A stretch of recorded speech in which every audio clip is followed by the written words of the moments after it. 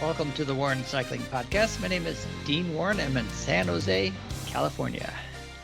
And I'm Randy Warren, and I'm in sunny Asheville, North Carolina. You have rain in San Jose, right? Yeah. Rain, but I don't think it's as bad as in Southern California, where it's a lot of flooding in Los Angeles to San Diego area.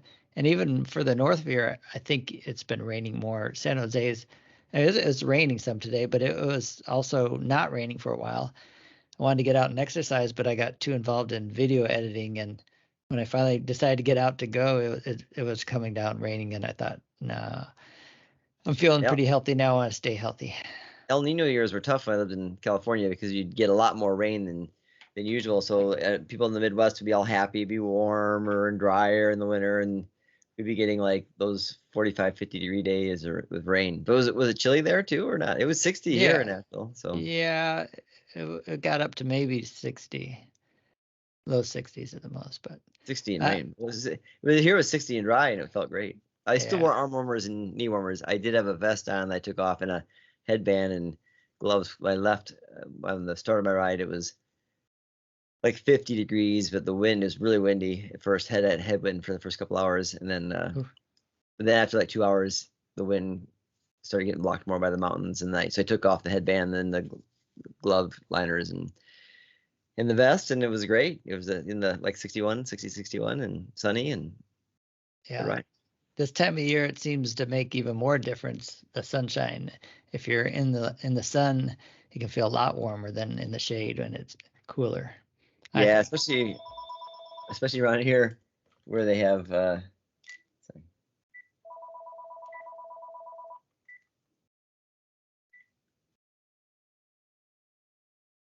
school calling. Yeah, is it turn? Yeah, are you gonna leave it off? Yeah, I turned it off. Okay. Yeah, especially around here when you get in the shade, because sometimes there's shady spots that don't see the sun at all, in the mountains. So it can stay like snow and ice in some places that never sees the sun, whereas the rest of the place could be dry or quite warmer. Yeah. So the other day I had that. I saw.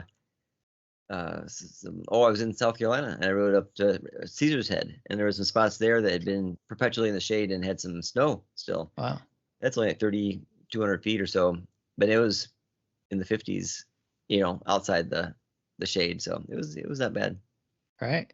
I'm actually trying to train. So I see these people racing these big races already, and people in great shape, and it makes me feel like I'm in even worse shape than I am, because the racing. I wouldn't say it's in earnest yet. The professionals? Yeah. Well, this is episode 346 of the Warren Cycling Podcast. It is February the 5th. So we got a couple podcasts fairly close together, but we were talking last week about what was coming up this weekend, the World Championship in Cyclocross in Tabor and the Czech Republic, and then also the rest of those races that were going on in France and Spain. Well, the French one that just started when we were talking because they had the first stage canceled due to the farmer protest, but the farmer's siege on Paris. So, but the French race, the Etoile de Bessèges, and then the Volta Valenciana. I found out that today, we were saying I can't watch GCN Plus anymore to get all the races. You got to subscribe. We've talked about that quite a bit, different platforms to get the racing. But GCN still does a very nice recap. Almost like I watched the recap of what's going on, and I thought, we shouldn't be talking so much about recapping other races, because they do a much better job, and they've got video and everything. So we just need to hit the high points, I guess, if you want better recap coverage. Watch that, right? We need to just talk more in depth about maybe some of the things that interest us. I'm looking at their website, and under videos it says hot tech, how to, adventures, maintenance. It doesn't have race. Underneath racing, maybe does it have it there? The news results. I just got highlights, it on my YouTube. Yeah, highlights. I got my YouTube when I opened up my YouTube channel. It suggested it for me. It knew that's what I wanted to see. So because mostly on YouTube I watch mostly bicycle racing. And I watched Chris Horner's videos. I saw Chris Horner do one with his son, who likes to ride motocross. But in Chris Horner likes to ride motocross too. Yeah, So well, they both were down in San Diego for a while yeah. riding motocross. But he did a video with him and his son, like how not to ride with pros, whatever, like what to not do, and it wasn't as much as I thought it would be. Like, don't half take a drink and stay next to each other instead of further apart, so you can talk about it. That's basically what I gleaned from it. But anyway, it's funny. Garrett, his son, um, he laughs like Chris. That was always funny to hear someone has, How old's the son? must be in his 20s, I would guess. Okay. Could be. Chris is in his 50s probably now, right? He has to be. Yeah. Yeah. I raced with Chris. We did some 1-2 pro races. We did the Boulevard race one time, the road race on Boulevard. And actually, he gave me a hand sling in that race, or a push. I forget what it was. I think a hand sling. I think he reached back and reached out for my hand and gave me. Yeah. It was the hard part in the race, and we were both kind of towards the back. And I think he was not in any duress, and I was. And he looked back and he grabbed me, and I stayed in. I stayed in the lead group then. So He's 52. He was born in 71. Okay. He'll be 53. Yeah. So it was probably my early 30s and his early 20s at that point. So he was racing for Mercury, I think, at the time. Yeah, I've heard other stories of him helping riders before in races. Yeah, he's an outspoken guy, but he makes entertaining videos and has interesting takes on the racing. So I enjoy subscribing to his YouTube channel and see what he has to say. But Daniel Lloyd, it was interesting to hear him on the GCN today because it's always good, I think, when the people that have an opinion they offer what and then they offer people to make your comments if you disagree or you can talk. So yeah, it's good to have an idea or a stance on something. So maybe I was going to mention maybe that since if you want to watch that highlights on the GCN, and we were not going to talk about the highlights so much, except for we have to talk about the Americans that won, and I'm interested in Mads Peterson winning too, and Mathieu van der Poel, all because Peterson are two riders who are gearing up to do well in the spring classics, and they're on great form now. Yeah. And Wout van Aert, is taking a break now, so it's got two different paths. I mean, I can see. Well, you said Peterson's going to race again right away, so I wonder how he's going to carry his form. He doesn't like to do altitude camps, right? He read that article about him, how he hates altitude camps. So, but he does different training. But anyway, how is he going to maintain, or what is he working on to do his form to be good now, and also for the big classics, the Tour of Flanders and Paris-Roubaix days? Well, it depends on too. I think if he was peaking for this time period, it'd be much harder. But I think he's building. I think that he feels like I'm racing well now, but I'm nowhere near what I'll be like in a month. So that's kind of scary then for the peloton. Right. Like, wow, yeah. And Lidl Trek, they've added some forces. I mean, they've got more money coming in, so they've added more, not to the team as per se as riders, but to their team of nutritionists and people to help out. Where it seems you hear riders and other comments now are saying how difficult it is to go against the super mega teams, the UAE and the Visma Lisa Bike and Ineos Grenadiers have so much more resources. Red Bull Bora now, So it's difficult for teams like rumors about Saudi money coming into the sport too, and what's going to happen with that too. So that was the other comment I guess I wanted to expound on, maybe about the idea of Daniel Lloyd. At first he was against that, breaking up the way cycling is, but now he seems to be warming up to it more. So that was another topic I thought we could delve into. What do you want to talk about first, though? The races? Anyway, we still have to talk because it's always interesting to hear what each other's take is, what happened. I mean, we'll start with cyclocross. You've got a picture of Mathieu van der Poel. No big surprise. I guess in the GCN they showed, I think it was 4 minutes something that he separated himself into the race to go on to win, where Fenma and Empel, it took her only like 2 minutes to separate herself. So it wasn't that thrilling of a race, but he's a big champion. I watched the women's race, but I didn't watch the men's race because, because the women's race, so Fem got, away right away. Yeah. But then, and the Dutch. I mean, Italian a little bit there too. So, and then 7th, 8th place. 8th, No, yeah. 8th. Clara Hunsinger. Yeah, when we were talking last week, I thought, oh, it's going to be a faster course, and it wasn't going to be. And then it was the opposite. So it wasn't very fast. It was muddy and kind of So which favors Clara Hunsinger does much better in those kind of conditions. So yeah, she started out. I watched the beginning. Typical. I was like, oh, come on, go, because she looked like she was so close to, I mean, she was third row? Yeah, third row. So I thought, oh, you just get it, but she didn't get going, but she eventually worked herself up. 22nd, 23rd place, yeah, and she got as high as 8th, but it took her a while, and she raced with a little group too for a while. Yeah. She was like, when I skipped around, she was right with that group, right behind the group. So she definitely held, kept something in reserve to be able to pass those to get up to 8th for the finish, which, that's pretty good, really good. Yeah, really good. I mean, Katie Compton spoiled us when she was placing in the top, winning World Cup series, and really matter, I guess, course conditions for Van Empel.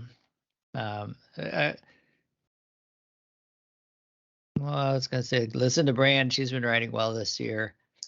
Yeah, and she and Puck Peters were jockeying back and forth. But I mean, a couple of years ago, it was Puck and Fem were like trading back and forth. Right now, Fem's. It looked like, I didn't read the article about Fem transitioning to road. Has aspirations to do well in road, but I imagine should be a really good road racer as well. So I mean, she's got 2 world titles. She's only 22. Senior. Alvarado was a former world champion too. She was 4th, and they were jockeying around too. And then Sarah Casasola from Italy. Italian. Yeah, she was 6th place, but she was up there. She was the one that first broke into the Dutch hold, and then Laura van der Schot was the first Belgian too. So there was, there's a little bit mixed. And then Rochette was actually too from Canada. Magdalene Rochette. She was the first person from North America to be up there, and she was in the top 10 for a little while, and then it finished 10th. So she had a relatively strong race too. Yeah, it was interesting a little bit. Again, luckily the coverage I watched didn't have any commentary at all. It just said you could hear the race announcers, and sometimes they'd announce in English, so you could hear that, but that was about it. But yeah, you just saw Fem riding strong the whole time and not seeming like she's having any difficulty. But then they showed a lot more of the other action too, which sometimes they don't show so much of that. So. Right. And it seemed like a fair course too. There was 2 stair run-ups, I think, right, and a couple of little dismounts on some steep little hills and stuff too. And it was just because it was muddy. It wasn't sticky mud necessarily. It wasn't getting caked over everything, but it was slogging mud. I think they really had to like slog their way through it. Sure. Yeah. And on the men's side, the Belgians at least got a podium. Michael Van Toren out.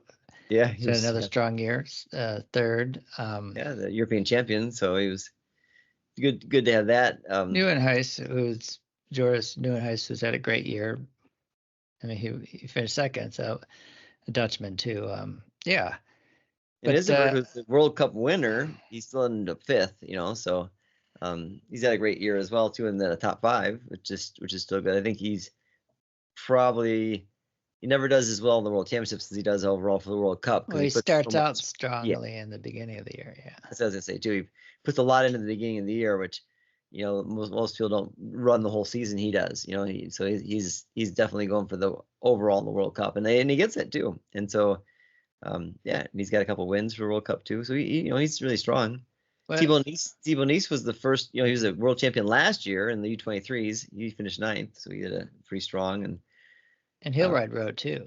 It was legal track. Yeah. So, Lawrence Svek was 14th, 31st, I believe it was, right? Yep. Zdenek Stibar was 31st. So. Eric Bruno was the best U.S. finisher. Was around 26th, was he? Yeah, exactly, 26th. Yeah. Curtis White was a DNF. So. Yeah, I saw that. Yeah. Not sure what happened with Curtis. So only 2 DNFs, just Thomas Mine from Great Britain, and then him, and then. Unfortunately, too, so... Was it Lars Vanderhaar broke a chain, wasn't he? Oh. Working his way up, I think he broke a chain and had to run a long way to the pit, so... Oh, I did see that, yeah. He was in the mix for a while, and he typically does well at the World Championships, too. He ended up 15th, so, and like you said, he had to run a long ways, too. So Cameron Mason, though, unfortunately... Right, you were talking about, Yeah, He had aspirations to be top 5 because he was second in the European Championships and everything, but he ended up 24th, so didn't have such a good. Yeah. But I think the Belgians, I don't know if you can count on juniors coming up to be strong U23s than seniors later are, but the Belgians and the men, they didn't have any U23. I didn't think they had anybody. Yeah, but I thought even in the juniors they didn't even have a top 10. I had to look at the results there. Yeah. Well, I thought that's crazy. Their first finisher was 14th, Mats. Yeah. Vanden and 14th. So just 2 spots ahead of Miles Mattern from the U.S. But it's an Italian, was first. Maybe being out of Belgium makes it a little more difficult. Maybe, I don't know. But they it's U23 they didn't dominate for sure, but they did have second and third, so Tiber del Grosso won, and then Emil Verstrange and Jonte Michaels were second and third. So they took 2 of the spots on there. But yeah. But Zoe Beckstead, she did very well in the U23 women. And I thought the Holmgren twins might be a little bit higher up, but I think just off the podium it was Isabella, wasn't it, in 4th? Right, Isabella was the top one, right? She was 4th place, just off there, and then her sister was 13th. Yeah. Because they had the week before they had such good results, but that's not the same racing competition. The seniors all year too, and so she's been and she was, I think she won last year. She was juniors. She's let me look and see. Yeah, she's certainly at a level that's hard to replicate. But she's just a powerful rider too. I think that it was probably a good course for her just because of her being able to generate so much power too. Yeah, they describe her as being from Wales. Well, so I guess Magnus, who's Swedish, is married to a British wife. Yep. From Wales, a Welsh woman. Yeah, I guess. I think she was an Olympic level athlete too. So she was, I think, track and field, so athletics. But she was, strong genes. Yeah, she's definitely, and her sister too. She has, sister races as well. So, Eleanor. Yep. So her mom is Megan Hughes, but Eleanor is a sister. I don't know what she did. She usually only races that stuff too. So, Eleanor was a cyclist, or not Eleanor, a cyclist, or her mom, but Megan Hughes was a cyclist too. I thought she was track and field too, but maybe not. Maybe just cyclist. But she was a cyclist too. She's 47, and she won the national championships for Great Britain in the road race. So we got quite the pedigree. Yeah.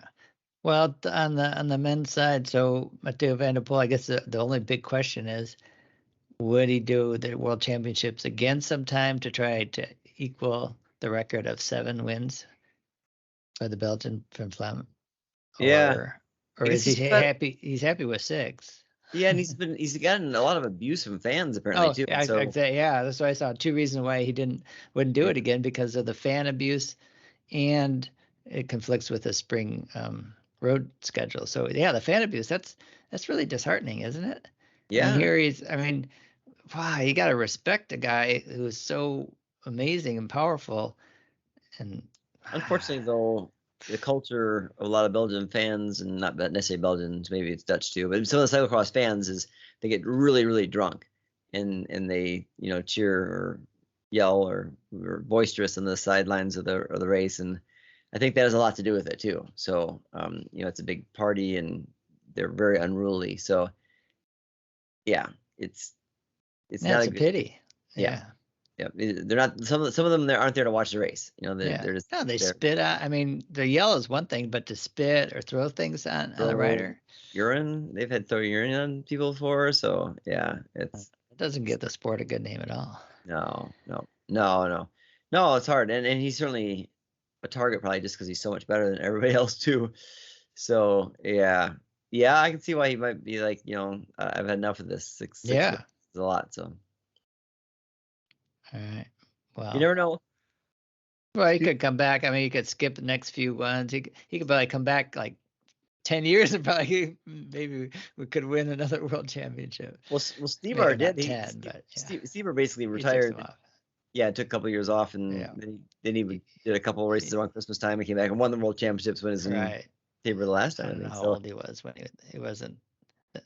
no, I wasn't. Yeah, too old, but yeah. So I understand it can happen though too. I think Yeah. that if you're someone of his skill level and talent, and he could probably take some time off and jump back in. And I'm sure he'd get all kinds of crap for doing it. The people be like, "Why aren't you doing the whole season?" Da, da, da, da. But yeah. So I think it could happen. But it's something that we watch more so maybe because of the the big racers that are there. So now it's 3 basically with Van Aert and Peacock, but yeah, they abbreviated the schedule even more so this year. So it's Vanderbilt dominated this year, start to finish. Oh, he won all but one race. He raced what? And they crashed in that one. And I think Femme won all but 2 races, so they were both very dominant. She was like 18 out of 20 and 15 out of 18. Something crazy. So Stybar won his last world championship. He won in 2010, 2011, and 2014. So 2011 to 14 is 3 years different. And so he's 38 now. He just had a birthday in December. 38. So in 14, it's 10 years ago. 10 years ago, he went 28. Right, and Vanderpool's probably 28. Is that right? Close now. to that. Yeah. Yep. Yeah. So it wouldn't be quite the same. No, definitely not. He just had a birthday, Vanderpool, January 19th. We didn't do a podcast, I guess, that day. We would have said his birthday, but he's 29 already. He's 29, so he's already older than Steve. It's funny because thinking back on it, I thought I would have guessed that Stybar would have been like 31, 32 maybe when he went back to win that third championship. He beat Sven Nys that year in 2014. So Hoogerheide, of course. But anyway, if he doesn't race a single cyclocross race again, Vanderpool will still be best ones ever. Yes. He'll probably race some just because he likes it, and maybe he'll just race ones in the Netherlands or out of Belgium. I don't know. Yeah, it'd be interesting to see. Yep. Yeah. Who knows? Yeah.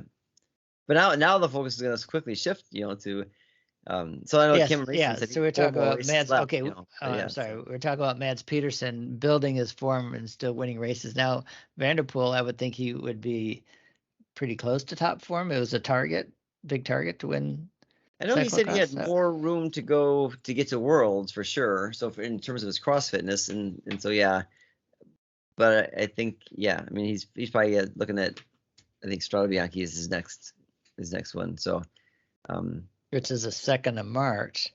Yeah, it's not that far away. So I think they said he's going to take a week off after this, and then or else maybe he's going to go. He's not going to race for sure, but maybe if I'd look and see if he's going to take a week off or he's going to go straight to an altitude camp or something. I think he's going to take a week off and then he's going to go to altitude camp and then get ready for the classic seasons, which will come quickly, And in last year, I mean, he had some peaks. He hit almost all of his peaks, but the year before, he tried to keep racing through, and he paid the price, and it wasn't at his best for some races. So I think he's learning that he has to take some breaks in between and just peak, and he did a phenomenal job at it last year, and so I think he'll probably do a great job again this year. He'll probably want to defend his crown at Milan San Remo and Roubaix. Yeah, he's got a lot to defend for sure. So. Yeah. All right. Well, we probably won't talk about cyclocross after this because we're not even going to pay attention to whatever races happen. Not unless American pulls off a win or something like that, then we might. So no, we're not going to be talking about cyclocross anymore. But it's always a fun season, and the road race season, of course, is going on, and we were talking about all the races last week, and I guess after we talked, that's when Brandon McNulty. Yeah. Right. He hadn't done anything yet. No. Actually, I was thinking after the podcast, we didn't mention McNulty was doing well in Mallorca. He was maybe going to win, but he cramped one of his first races. So he's definitely in good form. But then in the unfortunately there was a tragedy at the finish of the stage that he won, where they changed the shortened the course. Shortened the course, but McNulty was the strongest. Yeah, he's with On a flatter Santiago section, he was Botero. in a group of what Vlasov and Vlasov and Botero and Santiago Botero. Yeah, and they were climbing, and then there's a flatter spot, and then he attacked there and got a gap. yeah, he said they were matching him on the climbing parts, and he's a bigger guy, so he thought because I'm a bigger guy, I can take off now, and yeah, he held it, got a gap and held it. Right. Well, I think he and then the final stage winner, movie stars American rider Will Barta. Yeah, it was a really good time trialist. Right. He attacked, but it's funny. They're both like, I mean, Brandon McNulty is an excellent time trialist. He's known for was world champion as a junior, but he was able to get the gap and then hold it with his time trial skills. And Will Barta was in a breakaway group, and there was a climb 50K to go, and he put his move there, and then he was able to hold it. But wow, that was a long stretch, and it was really close for a long time too. He was only like 16 seconds ahead for 20 kilometers or something like that. How can you be so close for But he held them off though. Yeah, it was some corners, some turns coming into the final finish area, so he felt that if he could get there, he might have a little advantage, and he did. So yeah, great win, first professional win for Will Barta, and it's got to give him confidence. Last few years, seems like the last 3 years, at the very beginning of the season, we've had Americans winning races. Like last year, Tour Oman is when Theo Jorgensen got his win, and also Nielsen Paulus got wins last year at the beginning of the season, and I think that was the year before that was when Brandon McNulty had won in Mallorca too, one of the races there. So they're coming on strong at the beginning of the year. I just hope there's more later on too. But anytime, we'll take it though. McNulty to get a stage win and then a overall, and then Will Barta to get a stage win. And Tyler Stites too from Project Echelon, the Redlands Classic winner. He got a 7th place, and he had a good. And then actually too, so Project Echelon had quite a few people, and I think they had 2 top 10s during the race. So they're having quite a campaign, and they're going to go to keep racing over there. So he's going to be there for a while. Yeah. Now Taylor just raced. My son Taylor Warren raced the Swamp Classic in Florida this past week, and they ran it as an omnium. It was a road race, a time trial, Eddie Merckx style time trial, and a criterium, which I think. What's your opinion? Do you like omniums better, with you go by points instead of time? Because it seems like if it's time and it's races where, like in Florida where it's flat, it's not going to break up much, that the time trialist person is going to get the big advantage, where they're going to get a gap, and then all they have to do is be able to follow, and there's no big climbs. You're not going to, I mean, something could happen, but more than likely not. You're able to stay on time, and so you'd win that way. So I think the placing's better, because you'd be a great time trialist, just a good follower in the pack. You could finish like at the back of the front of the pack, right? And you could win the overall if it was based on time. Yeah, it depends on the course. If it's flat, it's much different. Because there's some races in Georgia too that are flat and they're on my time, and so you're just right.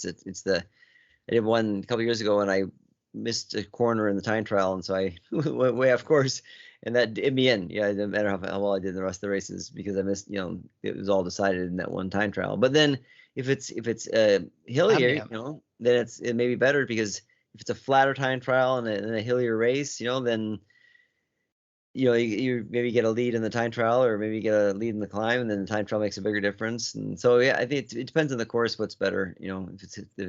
If it's better to have an omnium or timed. But certainly when it's just a really flat course and everybody's going to finish mostly all together, then it seems like an omnium format. It's a little bit better. Yeah, well, I think also the omnium format allowed in the criterium then to have mid-race sprints for omnium points, which can spice up the race up. Anyway, Taylor, he went for I think there were 4 sprints. I guess he got some points on those. He ended up second overall in the omnium.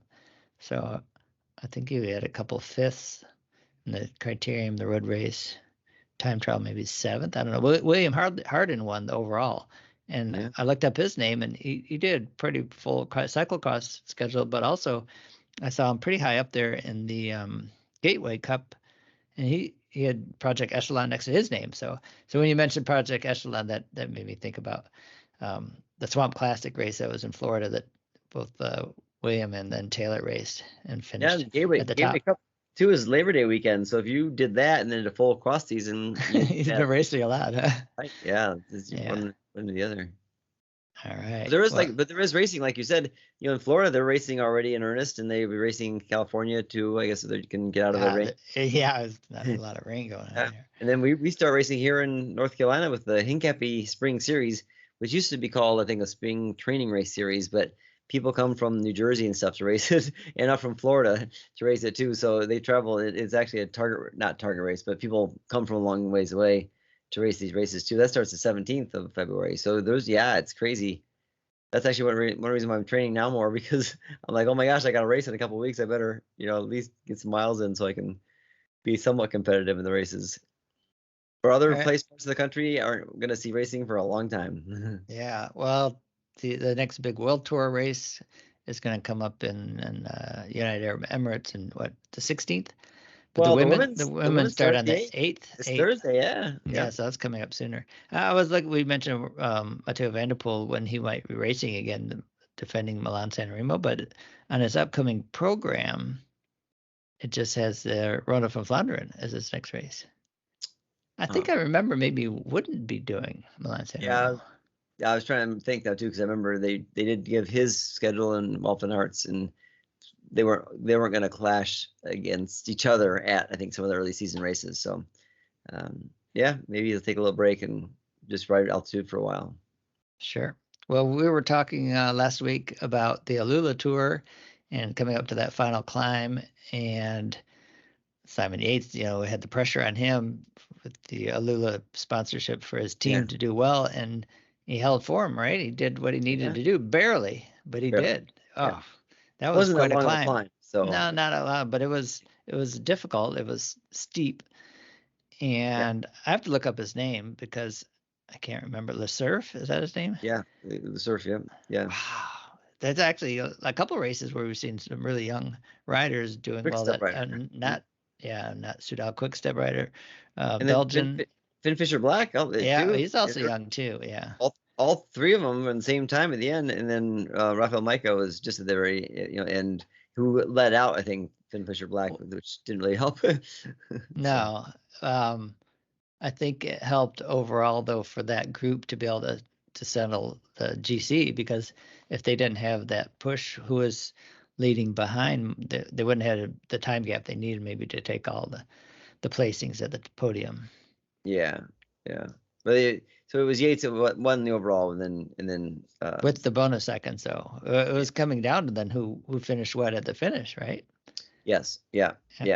So Simon Yates, he had 11 seconds in bonus, and he won by 3 seconds. So, and the Surf had 8 seconds in bonus seconds. So that's the difference right there. Yeah. But the Trois de Bessage, that's another thing too. If you watch the GCN, they I think they pronounce everything better than we do. But have you heard of Kevin Vacklin? Yeah. You heard of him? KSM. How old is he? He's just 22. 22. Yeah. Our KSM. I mean, he won the time trial. Mads Peterson, though, like we said, won the overall, and he won a stage. But was he second on that? He was second earlier, wasn't he? But well, he was. Yeah. So he won the time trial by 10 seconds over Mads Peterson. Yeah, Vacklin. Yeah. Go back to the other stage. What was the what was the earlier stage? Here we go. The one that Peterson finished second. Let's see. Peterson won. Third. Was that Axel Lawrence was first. You won that one from Alpecin Ducanek. Oh, yeah, that was it. Yeah. Yeah. And then Vacklin was third. Yeah. Yeah, Lawrence. Another. How old is he? 22. Another 22-year-old. So yeah. Making a name for themselves early on. Right. Very good. Yeah. But then Mads Peterson won though the next stage. He won stage 3, and Vecklin was not in the top at all there. So he was way down in. Geez, I don't even know. Way back though. So yeah, it's on the same time obviously, but I somehow got on the decathlon, the Mundial press release list. I get emails now quite often with their press notices. So they were targeting this race, but they won the team overall, so they're happy with that. But they were hoping for maybe a little more. But yeah. Oh, but then I just got a release too that they suspended a rider. Yeah. Did you see that? A biological passport, I think, right? Yeah, there was something to take, like a test taken right before the new year. Yeah, it's hard to keep up with everything. There's so much going on, right? There is a lot going on. Yeah. Yeah. And we should mention maybe too. So Alexei Vermillion was in the press in both Cycling News and Velo about his phase 2 program where he's trying to. No jukebox this year, right? No. Because I saw Phil Guyman posted when he changed it to his new sponsor. Couldn't you tell you his new sponsor now? That ugly green kit that he's wearing, but. So Vermillion, he's riding Envy is his big sponsor, but he's providing basically full Envy, the wheel company. And bike frame company too. So and components. They have a new $1,500 handlebar out too. Wow. So some crazy expensive handlebar. But they're all So and then Shimano's doing components and Pearl Zumi's doing kit so they're basically an outfit junior or not junior but a U23. They said juniors, but it's between 18 and 23, man and a woman, to race at Big Sugar, Unbound, I think, and one other race. And so the promoters are giving them spots and trying to give alternative pathways. Because the article I read talked about how Alexei, and we talked about every year we talk to him and know his career path pretty well, where he went from being a good U.S. rider and then got a rider contract in Europe and raced for a couple of years and then left that and has been now basically in the gravel scene too and having to develop his own sponsorship package and stuff like that too. And so he said, maybe the old path, there was not as many opportunities to do a traditional path. And so he's trying to figure out other paths for people to be able to get to the top level of the sport. And it's great, so. Awesome. That he can keep doing it. What's the name of when you're running your own show? Privateers. Privateer? Yeah. Yeah, I guess that is Privateer. Yeah. Yeah, that there are other ways to be successful and make a living racing a bicycle, right? Yeah, and this is for younger guys too, and he also has a program too for juniors too. So I forget what the name of that one is, but he has a junior program as well. So he's helping people all over the place, juniors, U23s. It's exciting that because he's still really young and really top of his game right now. So he's 29 right now, but he has not only his own racing to do, but he has as a privateer, he also has to put together his own sponsorship, team and then do his own race planning and his travel planning and all that kind of stuff too. So he's got a lot going on to also helping juniors and U23 riders too to some of their opportunities in racing too. Yeah. So it's Unbound, Leadville, Trail 100, and then Big Sugar. So yeah. Wow, excellent. It's Frank Brandamore. He's the rider that the Mundial. Oh. Yeah. The Mundial. That's what they suspended. So. Oh, I'm sorry. That's not true. It's Unbound, Crusher, the Crusher. That's what I said in Big Sugar. So sorry. So it mentioned Leadville, another spot, but Crusher. So Unbound, Crusher. Tusher? Oh, I don't know. It's Crusher and the Tusher. Crusher. Crusher and the Trusher. I don't know. And Big Sugar. It's funny because one of my athletes was trying to get me to do Big Sugar this year. The lottery, or I don't know if it's a lottery or if it's first come first serve, opens up March 1st. And so since I'm not doing Unbound, I'm not doing Coast to Coast, I'm not doing any of the world's qualifiers, he's like, well, come on and do Big Sugar. So maybe I'll get a chance. Will you at some point do Unbound again? Oh yeah, I might. Yeah. Yeah, you've got unfinished business there. Yeah, that's to decide too. Do I do the 100 or do I do the 200? But yeah, maybe I have to do the 200 at least one more time just to Yeah, I think you need to. finish again the podium. So yeah, yeah, Yeah. and I changed things already. So between that one, I didn't have the back, the hydration system on my back, and then I switched that to doing the coast to coast in Michigan, and my nutrition was spot on there. So I think I solved the issues I had in terms of nutrition at there. I tried something at a mountain with just carrying 2 big bottles and dropped one, and it didn't really work out. Yeah. Yeah. So who knows? Maybe next year it is a lottery, so you never know if you're going to get in or not. You have to apply and see if you get in too. Just looking ahead here, it looks like Mads Peterson has taken his PAR, Paris-Nice, I think. He's got PAR minus PAR on his schedule. We're talking about how he's gonna. Well, the next race he's doing is starting right away. Yeah. So Tour of Provence. Yeah. Yeah. No, it says he's gonna do Paris-Nice. Milan San Remo, E3, Gent-Wevelgem, Tours of Flandern, Ronde van Vlaanderen, Paris-Roubaix, Criterium du Dauphiné, Tour de France. Dang, what a schedule. Yeah, well, he did not do a cross season, so maybe he's rested and ready to go.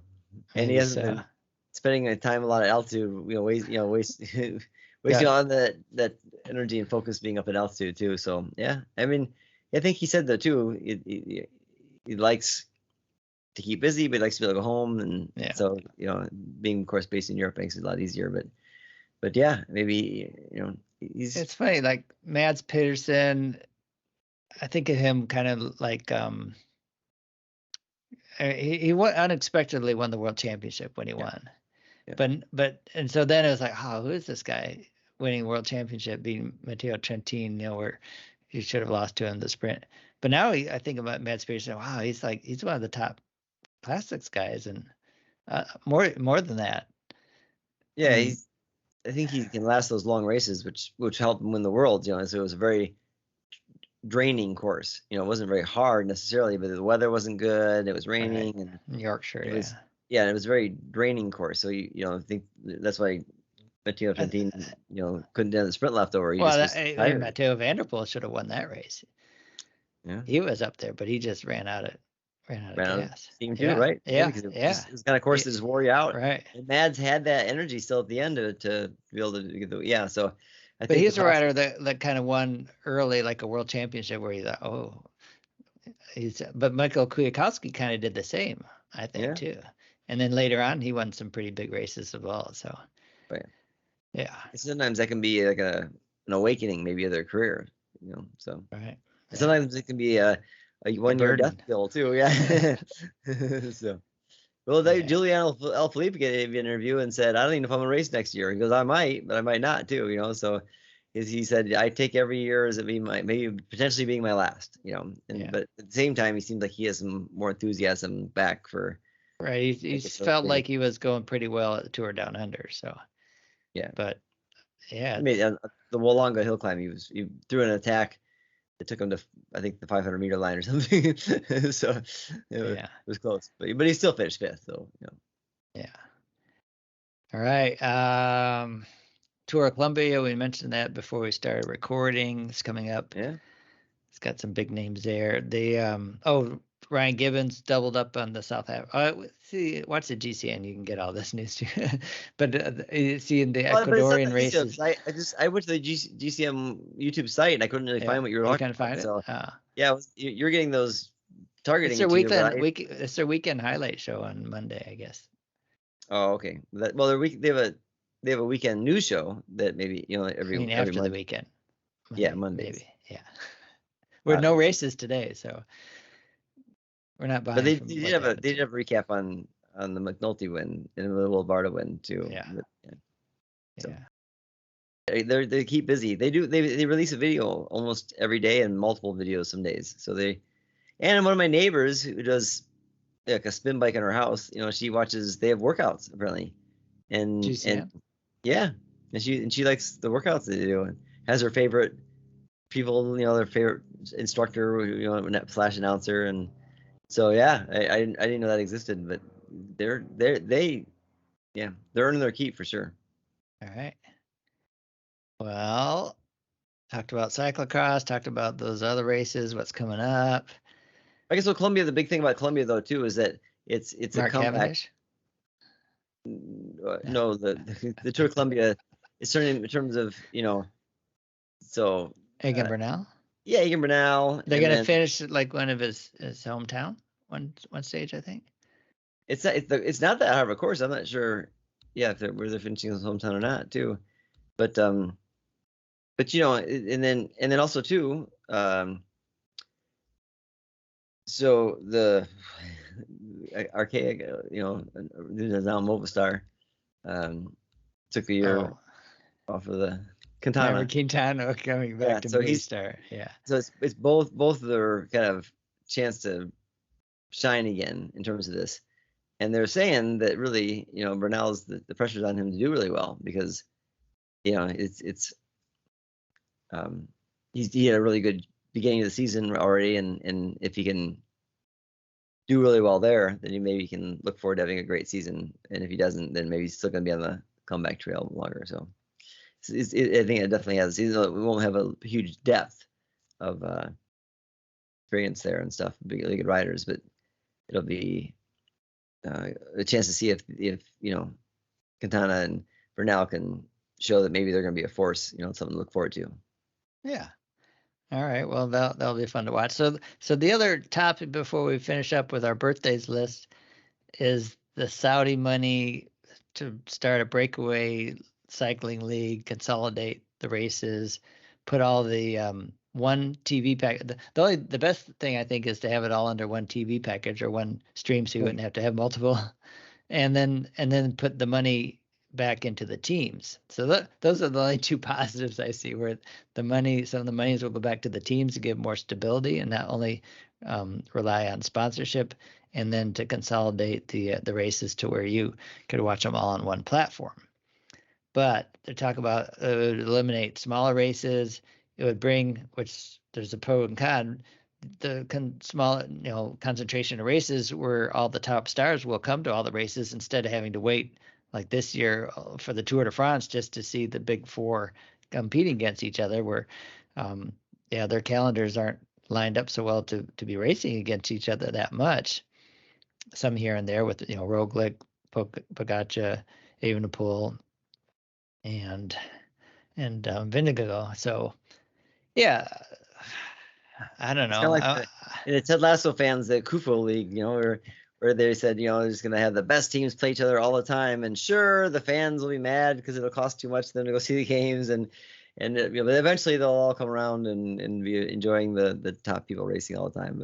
But if there isn't development, there's not going to be people being fed into the top teams too. So like soccer already has a huge development, it's all over the world. It's the biggest sport in the world. And there's people always going to be playing at all different leagues and stuff too, and lots of talent. But if cycling doesn't have the stepping stone races, like in the U.S., they pretty much disappeared. So that's why Lexi Vermeulen's doing that gravel way to get to the top of the sport. And if we lose a lot of the other smaller, races that can give people a chance to shine and get experience, then that's going to be a problem for the top level races too. Well, yeah, like this past few days where we got to see Will Barta win a stage and Brandon McNulty win the overall. I would not like to have those chances be gone to the wayside in favor of just seeing the big stars race against each other. So yeah, I kind of weighing it out in my own head, and I don't really like it. I mean, I can see the pros of the money going back to the teams and maybe I guess the other it's hard to bring in new fans when they can't understand like how it goes, but I don't know. Is it like it's not so cut and dry? It's not, you could say it's not. Doesn't seem like a good idea, but sometimes if the races can't get enough support, I mean, we've seen the races in the U.S. just fade away, not because of a super league, right? Yeah, because it's getting harder and harder for road closures and so sponsorship issues, but also right, There's a lot more. It's just expensive and stuff. And you see that too in some of the smaller French races. I mean, if ASO ends up taking over Paris-Nice, even, you know, and other races like that may were in jeopardy. British cycling is taking over the milk race right now because Tour of Britain, it's not called the milk race anymore. Sorry, the Tour of Britain. You date yourself all the time, don't you? I know. But because you know they aren't able to, you know, support it themselves right now too. So it's like these big races that are, you know, so many more British teams get to race that race, you know, that they wouldn't have a chance to otherwise. You know, and so yeah, it's you need money to support the smaller races, and sometimes the bigger organizations are the ones that can do that.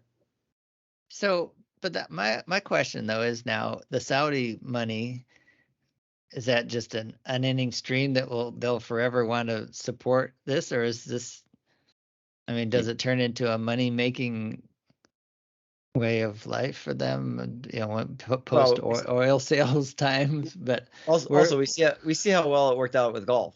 You know, they were around for like 1 or 2 years, and then they had to merge back with PGA. You know, so it's like it didn't work at all. You know, it changed the sport a little bit, but you know, cycling is a deep history of tradition, and to do something just different and expect it to take on huge importance right away and sustain performance, that you know, it's yet to be. The Netflix series supposedly is supposed to tap into maybe new fans, like, you know, they help with Formula One racing, and I don't know if it had that much of an impact. Do you? That people, well, they said that the crowds were or bigger than ever at the tour, but they're mostly unknowledgeable and rowdy fans that caused more trouble than helped. You know, so people couldn't see the race that normally would go see the race because all these new people were there that didn't know anything about racing and didn't care about the races and stuff too. So it did seem like there was bigger crowds at the races, but that's not making money, really, is it? No, right. They're not paying anything to get in there. Yeah. I mean, maybe to the places where they're traveling to, if they're spending their dollars on hotels and eating at the restaurants and that sort of thing, I guess. But yeah, but was it better for the sport too? I don't know. You know, so yeah, I think also on the GCN show they were saying how the cycling fans is kind of an aging fan base. Yeah, could be. So yeah. Yeah, well, I guess it doesn't matter really what we think, because I mean, it does matter what, I mean, as far as, okay, it matters what we think, but it doesn't have an influence of what we think, doesn't have an influence of what's going to happen. We can just react and put our 2 cents in, but we're pundits. I'm actually not paying 2 cents. Again, like Ted Lasso too, we're pundits. We just talk about it. It doesn't really have any impact on it. Well, it does. It impacts them sometimes because they hear that, you know, the team was going to pick to finish last, and that made them mad. So yeah, sometimes the pundits can make a difference, but yeah, we're not really out there racing our bikes, so it hasn't, you know, doesn't have too much. But yeah, you know, I think it has a different. You know, the racing, if it wasn't for fans, it wouldn't exist, right? So they wouldn't, if nobody cared about, you know, watching even the races, even though there's not a stadium to sell tickets to and that kind of stuff too. The sponsors still want exposure, and they get exposure because fans are seeing them race, and that doesn't happen, then the sponsors go away, and then that'd be it for this kind of level of racing. So yeah, although I think people that like to ride bikes, like, you know, they still want to, you know, group rides, you still have a sprint and sometimes make it a race anyway, so there'll still be bike racing. It just won't be right, like the business. It is not. So if there's still roads around for to go on. This is gravel. So boy, if we could go to like those flying cars and get them off the roads, wouldn't that be great? Just the cars would be up there, the bikes could be down on the ground. Wow, I never thought about that, about the advantage of flying cars. Get them off the roads. They might maintain the roads anymore though either, so that could be. Yeah, they probably would, like, because I think they're still building bicycle paths in different places. I see people like it to have bike paths. But the Legacy Trail is super busy. The government has to then, you know, you have to build roads in the air for flying cars, right? Air doesn't have to be maintained, right? But just the places there's not enough money. There's not enough money right now to maintain the roads, let alone if money is devoted to other things. So yeah. Yeah. It won't be. You don't need as big a roads for bikes as you do for cars. But roads were originally paved though for bicycles back in the early 1900s. So yeah. Yeah, I think we could all go gravel. Just Like them dirt. All right. All right. Let's do birthdays. Finish this up. Yeah, we had a little break, so I don't even know what time we are. Yeah. We flipped ourselves around. You said you got a peek at the birthday list. Nobody stuck out. Yeah, Guido I'd say Van Ida Kalster. Schelling is fourth. He's right. Yeah, but yeah, the Guido Van Kalster top on the list. Most 68 years old. sports. Yeah, born in 56, 68. So what did he win? Two He won 2 stages of the stages. Vuelta. Yeah. Yeah. And the points jersey. Yeah. And 2 stages at the Tour de Suisse. So yeah, solid racer for sure. Yeah. Yeah. Yeah. He raced Happy it. birthday. Lotto, KS, BH. So yeah. Then before us, Del Tongo, Colnago weren't paying as much attention then, but yeah, good racer for sure. Yeah. So what? I don't remember now. Ida Schelling now is what number on the list? Fourth. So fourth on the list. Ida Schelling's 26. He's won stage at the Basque Country and Tour of Slovenia. Second overall at the Tour of Norway. So that gets him fourth on the list already as a 26-year-old.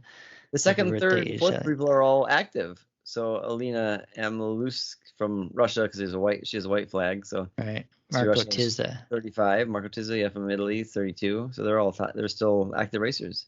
Marco Tizza, he's third on the list. He's won a stage of the Volta of Portugal and Cebu Cycling Tour.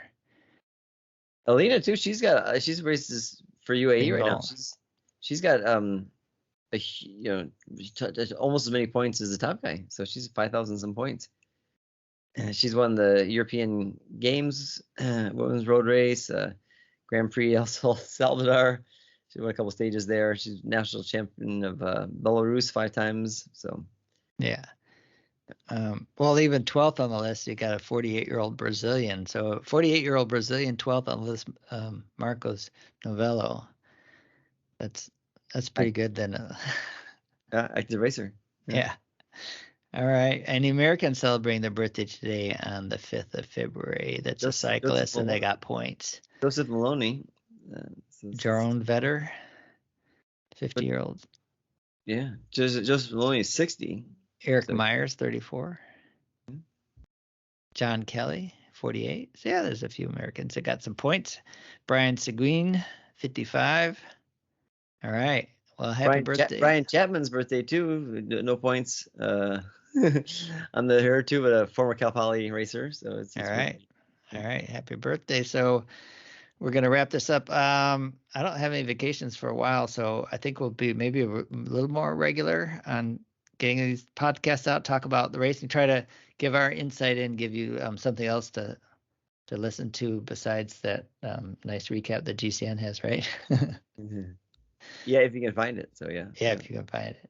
Yeah. Or if you can find the other races on all the different platforms, or I don't know how much you want to subscribe. So yeah. Yeah. And you can a lot of them have replays on GCN or on YouTube. So if you want to see YouTube, yeah. You don't always get to hear commentary, but you get to, if you know what kind of happens in the race, or you just watch it, then it's going to be fun. All right. Thanks, Randy. Talk to you again soon. All right. Bye. Bye.